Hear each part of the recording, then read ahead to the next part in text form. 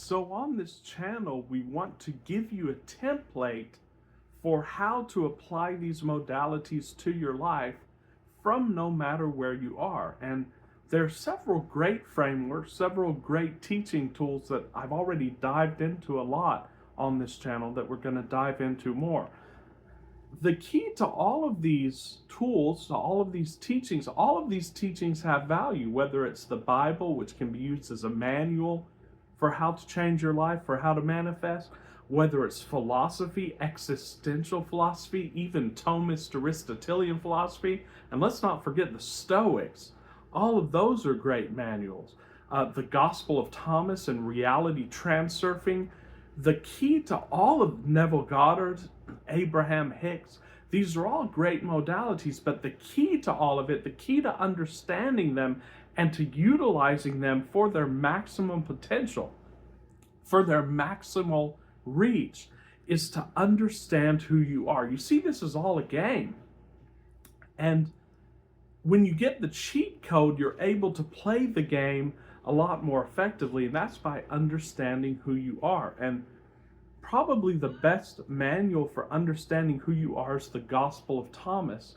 And the Gospel of Thomas basically goes into mystically your identity, goes into mystically who you truly are, your relationship with God, who is God, and what is the inner. But when you understand who you are and you understand non-duality, that there's no two, that there's only one, and you would have to be that one, then again, all of these manuals bear fruit, and we can approach them as a teaching modality to teach you the most effective way to move forward. I think probably the most effective book as a practical modality and methodology is Reality Transurfing by Vadim Zeland. And we've mentioned it a lot on this channel, but today I just want to give you an introductory framework to how I understand the book and how I use it to coach my students, my clients, and viewers who watch this channel, giving you a little bit of a framework. And then the next video, I want to explain some of the contradictions or seeming contradictions in the book in light of this key of knowing who you are. You see, once you know who you are, any instruction manual, any self-help book, it's going to be all about you, because the whole play, ladies and gentlemen, takes place within you. So all of the different factors, when we go into Reality Transurfing, we look at the different terminology, the different factors, things like film roll, things like timelines, things like the script, things like pendulums.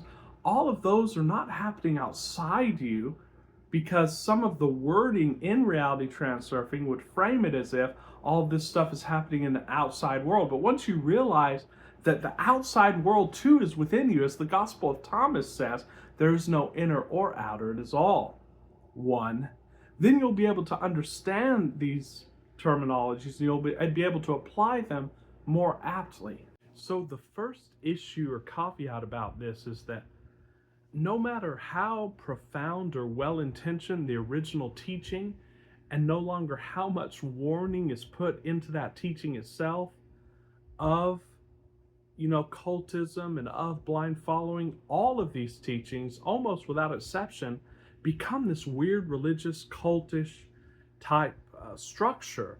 And Vadim Zeland talks about this in Reality Transurfing itself. He talks about pendulums, and we'll go into pendulums. And pendulums is basically an entity that feeds off energy, and so it needs adherence. And you'll see that this is within yourself. But even Vadim Zeland said, my system can easily become a pendulum. And you will see that Vadim Zeland himself hasn't, or if the man even exists, because some people are saying, well, Vadim Zeland isn't really a real person, and it was the publishing company that basically came up with this persona. Be that as it may, however it be, the teachings of the book are still very profound, and they're very useful for teaching this material, especially for people who don't have a lot of experience with it. But do not make this into a cult, because again, Vadim Zeland's organization had a disagreement with someone who was teaching the material and said, oh, this person is no longer a part of the club. It's amazing. Even I was looking into an organization of Gnosticism a few years ago, and they were taking the texts of Gnosticism, like the Gospel of Thomas and other texts, and saying, well, yeah, but it says that we're all God, but you're not that, and you're not pure enough, and unless you follow our organization, then you won't get that, and enlightenment's only for a select few. Talk about missing the point. And another really weird one was the Krishnamurti, who was a great teacher, and he always warned about cultism and religious following. And there was an organization called, I believe, the Krishnamurti Foundation, and it paints itself as the official repository of teachings of Jiddu Krishnamurti. Talk about missing the point. So, of course, people now associate with this movement. Ladies and gentlemen, if you make a movement out of anything, you defeat the purpose of it, and it becomes, again, simply another fossilized religion. And I want to read this passage from Neville, who talks about this. And it's weird because even if you read the book that was written by Neville's driver, he in the end had some sort of religious organization around him, like 12 disciples and secret teachings. And I don't know how true this is, but towards the end of his life, he also emphasized the promise. And this is another form of that enlightenment that says only a certain amount of people are enlightened now, and you just have to take us on our word for it. And this is, again, maybe in his understanding, but we're all enlightened now. If you are all that is, then you're enlightened now. There's no enlightenment that you're seeking. That would defeat the purpose. But if you look at his earlier work, I'm going to read from The Power of Imagination. I'm going to read one of his earliest books, Your Faith is Your Fortune. He has this great chapter called Whom Seek Ye?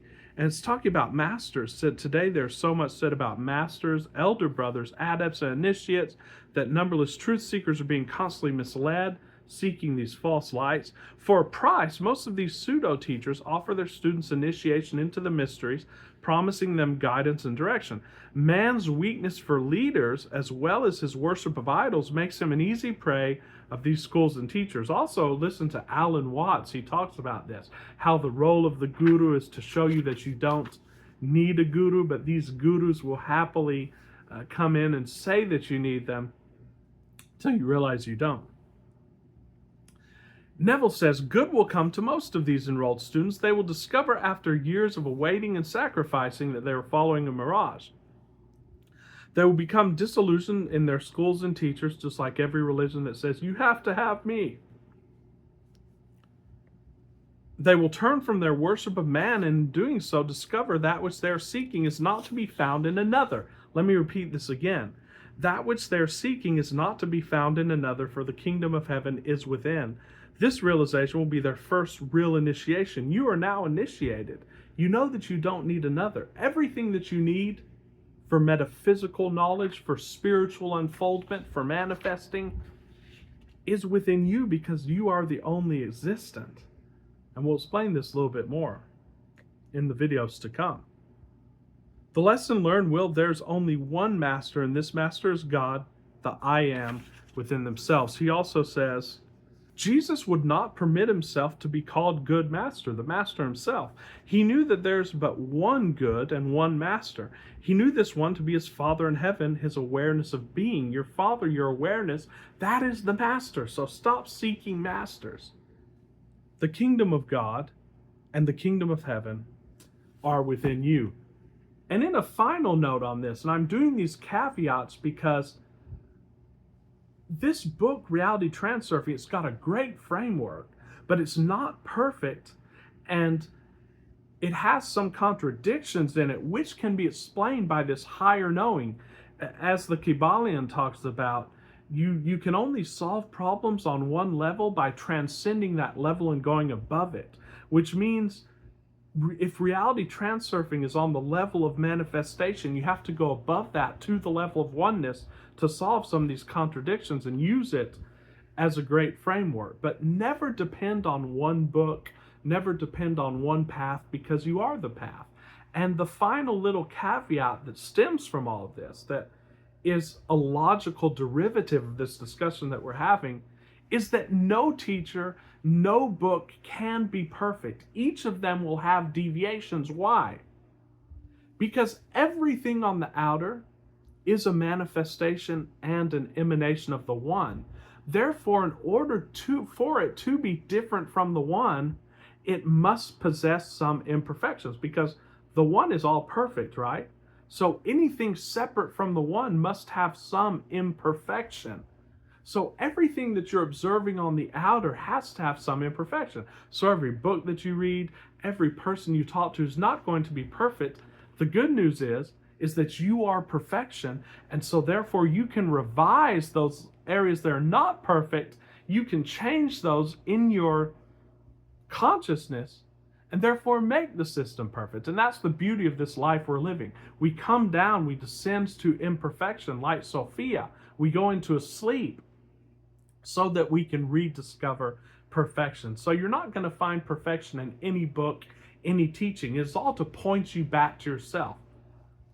Knowing that, let's talk a little bit about what reality transurfing is, what it describes, and what its framework is that's really going to supercharge your experience in this game that we call manifestation, or this game that we call reality creation. So now, one thing you have to understand about reality transurfing is who the authors depicted to be. And again, I'm not going to vouch for the fact, does Vadim Zeland exist?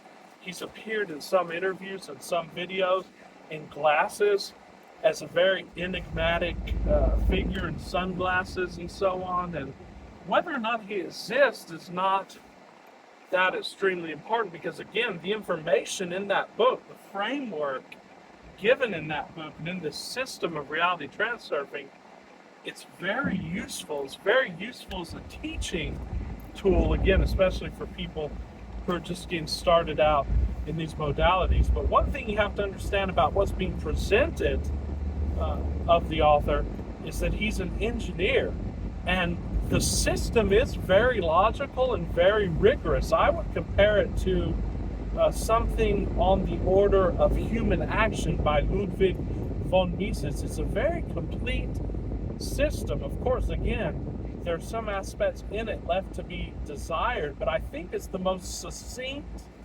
and the most exhaustive writings on this modality of manifestation. And so it's very good as a starting point. But we have to understand that, okay, we understand who Vadim Zeland is. He's an engineer, very logically rigorous person, as well as a mystic. But his audience, the people who he is talking to, is obviously a well-educated audience, but it's an audience that's been logically educated, and it's an audience that still identifies as this left brain. And he makes the division in reality transurfing between the mind and the heart, and it could be more aptly defined as right and left brain. Of course, as everyone knows, the left brain is the more logically rigorous part of the brain, and that's the part of the brain that feels separate. That's the part of the brain that represents the little me that's separate from the rest of the universe and trying to get, and everything's hostile to it because its job is to protect you. It's doing its job. Its job is to protect this human existence. But the right brain, or the heart, it is that part of you that's connected to the entire universe, that knows itself as one with the entire universe. It's basically, it knows itself as the wave that is part of the ocean. So the book Reality Transurfing is basically designed to convince the logical mind and to teach it how to work in unison with the right brain. It's basically a book about how to attain heart-brain unity. And we know that when there's unity between the heart and the brain, or the left and the right brain, that's when the magic happens. That's when manifestation happens. But while reading this book, know that it's not addressing the true you, the whole you. Especially in the introductory chapters, it's addressing the left brain. So when it talks about the fact that you are a guest in the universe, make yourself at home, but know that you're just a guest, that you don't make the rules, that the rules are already set, that we have to follow the rules. And that would seem to contradict what many manifestation teachers talk about, what we talk about in this channel, that you are everything, you're all that is, was, and ever shall be.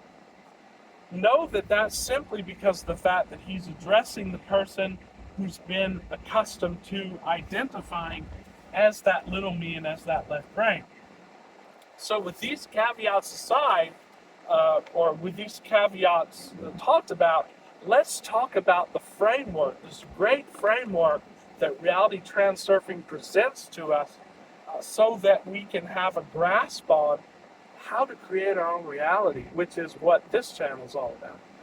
So at the beginning of the book, and I'm not going to give an exhaustive summary of the book here because I want to make a series of videos with an actual live commentary on the book, infusing into it the understanding that we have on this channel of non-duality, because I don't think that Reality Transurfing goes into non-duality enough. Again, it's simply a user's manual addressed at those logical minded people who still identified as the left brain. So, but in the introduction, he talks about a person who's just living life as a simple worldly person, you know, waking up and complaining, being upset with his life.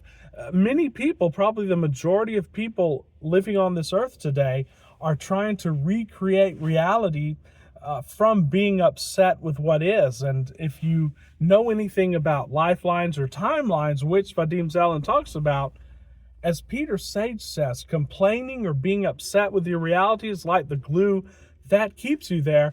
And there is this glutinous substance that Zeland talks about that keeps us stuck to these film rolls and timelines. So then he basically presents us with this model of the universe, and he is very careful to say in it, and again, I'm not going to go into full detail here, this is just an introduction, but he's careful to say in his model of the universe that nobody has an exhaustive knowledge of the universe. It would be impossible, and that they're all just models, and the measure of the effectiveness of the model is, does it work?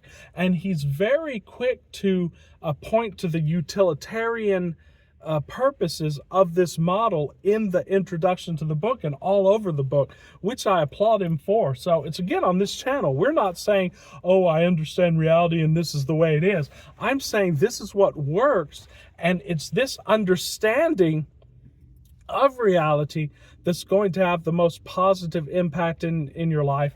And if you don't believe it, test it. And this is going back in a psychological and philosophical tradition that goes all the way back to William James in pragmatism. So it's a very pragmatic understanding of philosophy, but basically he goes into the fact that since the universe is infinite, the universe contains infinite potentials within it, and each of those potentials can actually be compared to a film roll. You see, a film roll is like this strip with a bunch of different slides in it, with a bunch of different sectors in it, but it's stagnant, it's not moving. It only moves when it's put into that film projector, and the film projector is you. So basically, there are infinite potentialities in the universe, but they're all stagnant, and the only thing that's moving is consciousness, which focuses on one and makes it move. But the only thing you can focus on is one frame in the film roll. That's why on this channel especially we talk a lot about film rolls. So you have to think about your life as running on a film roll. And you're only on one frame. The present moment is the frame. So you're in this frame. The past is already gone, so it's in the film roll. And the future is yet to come, so it's in the film roll. The interesting thing is that this frame can be in multiple film rolls. Imagine multiple film rolls running through the very frame that you're in, sort of going like this, sort of going like a clock. So the whole idea in the introduction to Reality Transurfing is that you can shine your light of consciousness on a film roll and then transport yourself to that film roll, and that film roll will then become your reality. And the film roll is guided by a script. And there's all of this idea of flow. It goes back to the Tao Te Ching, flowing with the stream.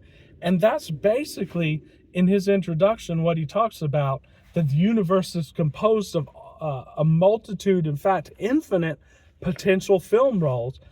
And it is your job, whether you're going to simply be a slave to the film roll that you're on and allow yourself to be carried by whatever current is there, or whether you are going to get on a positive current and choose your film roll.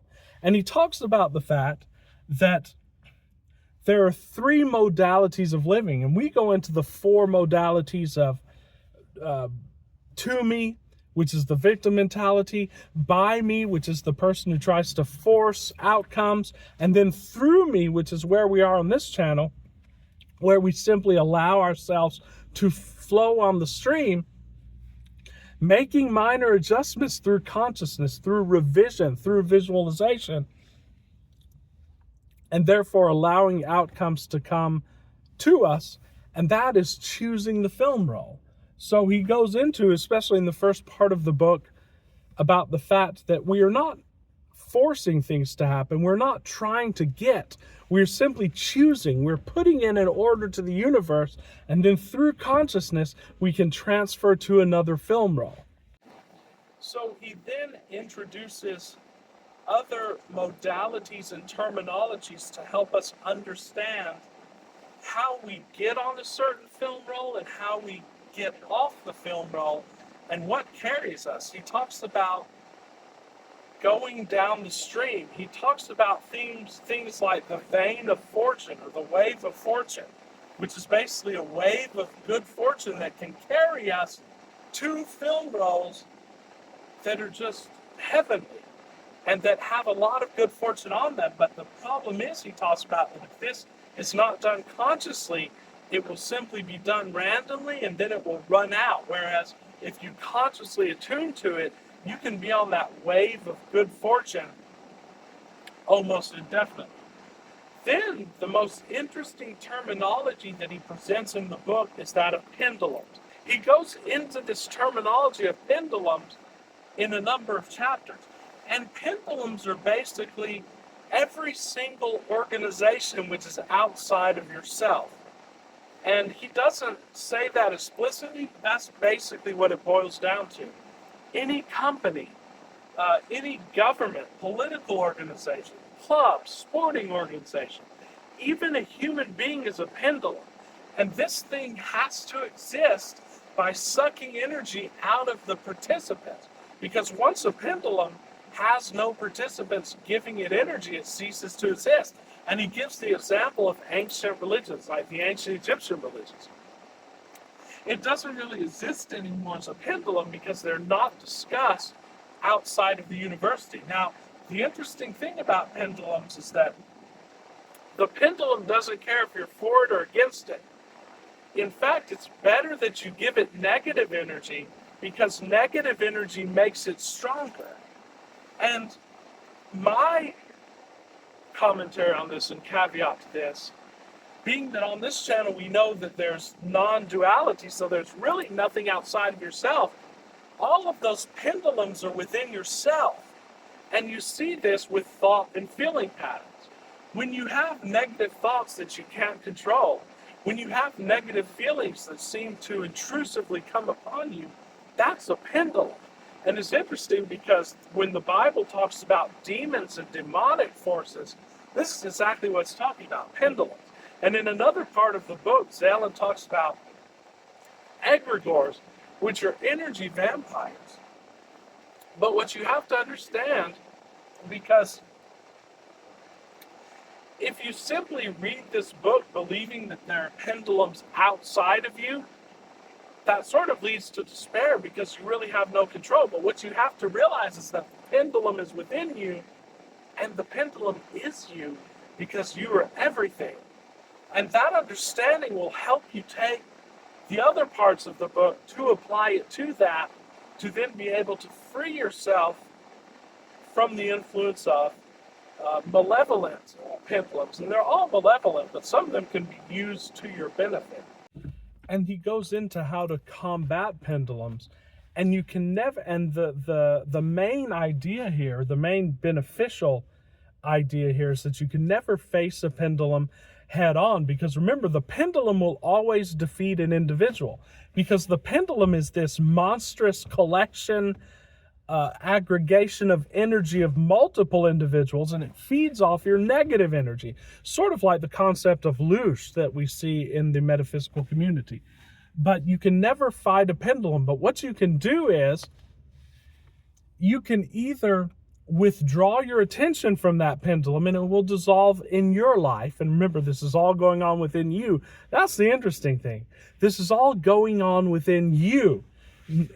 Keep that in mind as we go over this book in the videos ahead. But you can basically ignore it and the energy will go out of your life. Or if you have to confront it, you have to confront it by giving it a surprise. And Vadim Zeland gives several examples. One of the examples is when he saw a friend of his attacked in the subway. He was a very peaceful guy, but he basically came to one of the assailants and bashed his head into one of the poles, and then he came to the other one, and the other person was like, please stop. So he did something. You can't always avoid a pendulum, but what you could do is take them by surprise, and they don't know how to respond, and then they go away and leave you alone. And then the final aspect is that you just go along with it as much as you can. So if you have a mean boss, you say yes sir, and you do whatever he says, don't argue with him. But within, you do what Vadim Zeland calls renting yourself out, which is you observe yourself, you know that you're not subject to that condition, because as we know, you are all that is. So you're not subject to any condition. You simply play the role of the actor, and that will eventually withdraw the energy from the pendulum. So he goes into a lot of other ideas that we're going to discuss as we read the book. But the main idea is this: the whole universe is infinite potentialities. The more withdrawn a goal is from your life, the further it is away from you in that potential space. So the harder it is to get there in normal intention. And this is another main distinction, probably one of the most important distinctions he makes in the book, between inner and outer intention. See, and he doesn't even really give a definition of intention because it's hard to give one. But intention is deciding. I can say I want something. I can say it would be nice to have this, but when, like a car, for example, I could say I want a car, it'd be nice to have a car, but when I decide to get that car, I'm getting that car. Or as we say on this channel, we put it on past tense. I already have that car. That is when things start moving in the universe. Because again, the universe is not outside of you. Once you decide, it is. And that's what intention is. So you've decided to do it. So now there are two ways of going about it that he delineates in his book. So the first way that people use intention, and it's the way the majority of people still use it in the modern world, and that's what he calls inner intention. And that's basically trying to do it yourself. I want to make $1 million, so I'm going to get a roadmap. I'm going to do it myself. I'm going to work hard. I'm going to, force it. And people get burned out that way. People get heart attacks and so on and so forth. And you're very much left to chance and probability. So if the chances are high that you're not going to get it, you're just going to be a servant to chance. The other intention, or the other form of intention, is the one that he teaches us how to utilize and harness in the book, is called outer intention. And outer intention is basically having an intention but allowing it to be fulfilled by the forces of the universe. So it's basically going down the stream, and he explains it very exhaustively. And when we get into our commentary on the book, we're going to talk about exactly how it explains this. Very interesting. It is very illuminating, and it will really help you in your manifestation journey. Another thing that it talks about in the book, which is related to attention, is balancing forces. And there's always balance in the universe, right? Again, the universe is simply the macrocosm of the microcosm, which means the universe is you. It's all a mirror. It talks about the mirror too in this book. But balancing forces, and the main example he gives of this is importance, meaning when you put a lot of value or importance on something, balancing forces will come in and make that thing harder for you to get. We see this in the relationship world all the time. When someone tries to chase someone, they say, oh, I can't live without this person, I need this person. Balancing forces will come in and slap that person down and make sure that that person that they're after, the so-called SB, will go further away from that person. That's balancing forces. And basically what he teaches you how to do throughout the book, with lengthy examples, with manifold examples and very practical ones, is how to utilize outer intention by decreasing importance and by lessening the influence of these pendulums. So it's an incredible book. This was just a very short introduction. I'm going to be going into some video commentaries on my reading of this book, and I promise you it's going to put a power punch into your reality creation. So until very soon, guys, we're going to be talking about Reality Transurfing by Vadim Zell. Until very soon, this is Javier with The Real Javier Roy. If you like these videos and want more, subscribe to the channel, like the videos. We have tons of content, and I will see you very soon.